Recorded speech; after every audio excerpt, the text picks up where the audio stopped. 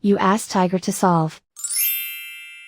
This deals with linear equations with one unknown. The final result is a=3. Let's solve it step by step. Simplify the expression. Expand the parentheses. Simplify the arithmetic. Combine like terms. Simplify the arithmetic.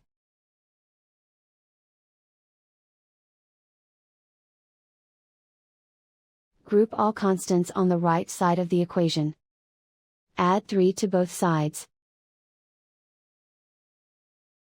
Simplify the arithmetic.